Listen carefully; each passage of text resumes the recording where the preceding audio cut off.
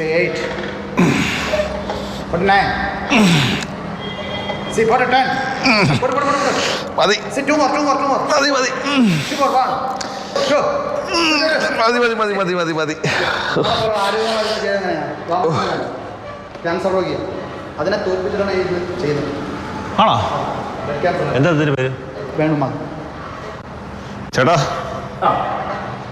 നമസ്കാരം. വർക്കൗട്ട് നടക്കട്ടെ.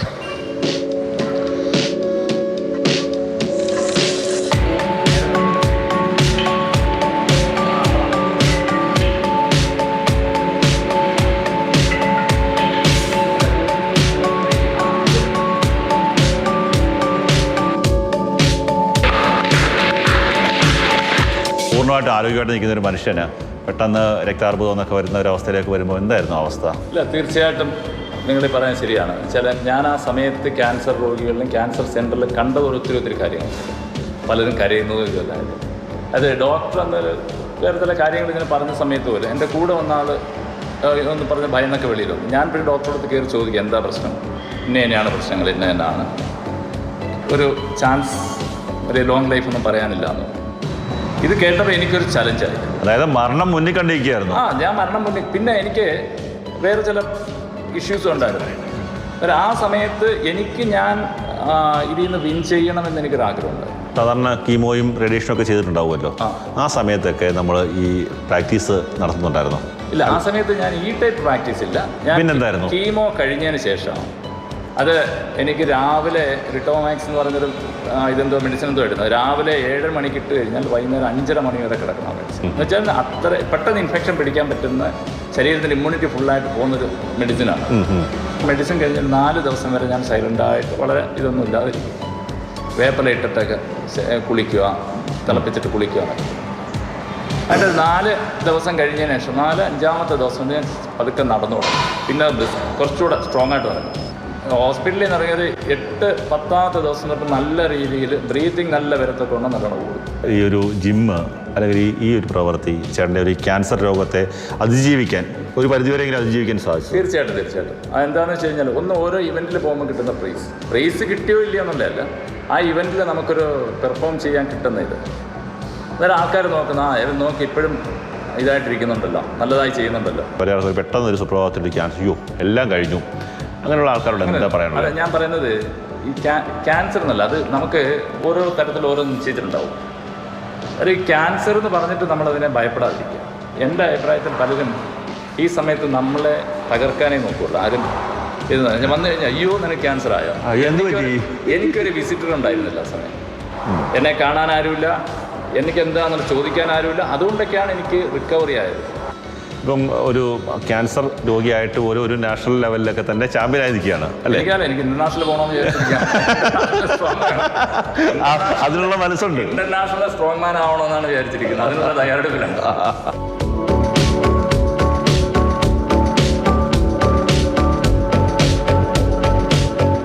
ഇവരൊക്കെ കൂടി ചേർന്നാണ് ഒരു ആത്മധൈര്യം, ആത്മവീര്യമൊക്കെ തന്നെ വേണിച്ചേട്ടൻ നൽകുന്നത്. ഇനി ഇന്റർനാഷണൽ സ്ട്രോങ് മാൻ ആകാൻ വേണ്ടിയുള്ള ശ്രമത്തിലാണ്. അതിനുള്ള ബോഡിയുണ്ട്, മനസ്സുണ്ട്, ആത്മധൈര്യമുണ്ട്. ഇങ്ങനെയുള്ള മനുഷ്യന്മാരെ പരിചയപ്പെടുന്നത് തന്നെ ഒരു വലിയ പോസിറ്റീവ് എനർജിയാണ്. ചേട്ടാ, വലിയ സന്തോഷം പരിചയപ്പെട്ടതിൽ. വളരെ ക്യാമറമാൻ ഷാനാസ് പൈദിനൊപ്പം കണ്ണൻ നായർ, മാതൃഭൂമി ന്യൂസ്, കൊല്ലം. കണ്ണൻ നായർ നമുക്ക് മുണ്ട്. കണ്ണ തീർച്ചയായും ആവേശം പകരുന്ന ഒരു കാഴ്ച തന്നെയാണ്. അദ്ദേഹം പറയുന്നതിൽ അന്താരാഷ്ട്ര ശക്തിമാനാകാൻ വേണ്ടി ശ്രമിക്കുന്ന ആളാണ്. പിന്നെ അദ്ദേഹം പറഞ്ഞൊരു കാര്യമുണ്ട്, അയ്യോ ക്യാൻസറാണോ. ഇപ്പോൾ ക്യാൻസർ വാർഡിലെ ചിരി ശ്രീ ഇന്നസെൻ്റ് അദ്ദേഹം എഴുതാൻ കാരണവും ഈ വരുന്ന ആളുകൾ ഉണ്ടാക്കുന്ന നെഗറ്റീവ് വൈബിനെ കുറിച്ചാണ് രസകരമായി അന്ന് അദ്ദേഹം പറഞ്ഞത്.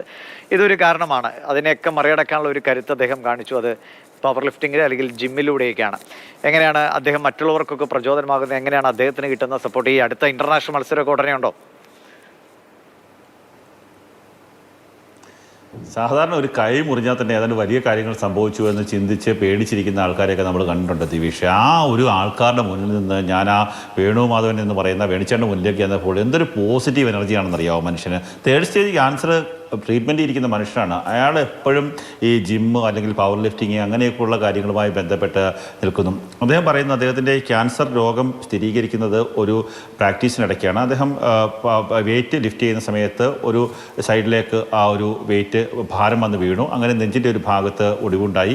അങ്ങനെ പരിശോധന നടത്തിയപ്പോൾ അതിനുള്ളിൽ പഴുപ്പുണ്ടായിരുന്നു. പിന്നീട് ഡോക്ടർമാരുടെ പരിശോധനയിലാണ് ഒരു ക്യാൻസറാണ്, രക്താർബുദമാണ് എന്നുള്ള ഒരു നിഗമനത്തിലേക്ക് എത്തുന്നത്. പിന്നീട് കീമോയും ഒക്കെ തന്നെ റേഡിയേഷനും ഒക്കെ തന്നെ നടക്കുന്നു. കീമോ നടക്കുന്ന സമയത്ത് ഏതാണ്ട് 3-4 ദിവസം അദ്ദേഹം ഒരു റെസ്റ്റ് എടുക്കും. അതിനുശേഷം പിന്നീട് ആദ്യം പതുക്കെ ജോഗ് ചെയ്യും, പിന്നീട് പതുക്കെ വളരെ ചെറിയ രീതിയിൽ ഓടി തുടങ്ങും. പിന്നീട് ദിവസങ്ങൾ വരുന്നതോടുകൂടി വലിയ വേഗത്തിൽ അവിടെ റൂമിനകത്ത് നിന്ന് ഓടി പ്രാക്ടീസ് ചെയ്യുന്ന ഒരു അവസ്ഥ ഉണ്ടായിരുന്നു. അതുകൊണ്ടുണ്ടായ ഗുണമെന്ന് പറയുന്നത് ഈ അടുത്ത കീമോയ്ക്ക് ചെല്ലുന്ന സമയത്ത് ബ്ലഡിലെ കൗണ്ടിൽ ഒരു മാറ്റവും ഉണ്ടാകുന്നില്ല. കാര്യം സാധാരണ ഏതെങ്കിലും ക്യാൻസർ രോഗികളൊക്കെ തന്നെയാണെങ്കിൽ അവരുടെ ബ്ലഡിലെ കൗണ്ടിലൊക്കെ തന്നെ ഒരു മാറ്റം ഉണ്ടാകാൻ സാധ്യതയുണ്ട്. അദ്ദേഹത്തിൻ്റെ ഈ വേണിച്ചേട്ടൻ്റെ കൗണ്ടിനകത്ത് ഒരു മാറ്റവും ഉണ്ടാകുന്നില്ല എന്നുള്ളതാണ്. അതായത് നമുക്ക് മനസ്സിലാക്കുവാൻ സാധിക്കുന്നത് ഒരു ക്യാൻസർ രോഗത്തെ അദ്ദേഹത്തിൻ്റെ ഏറ്റവും 14-ാമത്തെ വയസ്സിൽ തുടങ്ങിയതാണ് പവർ ലിഫ്റ്റിംഗ് എന്ന് പറയുന്നത്.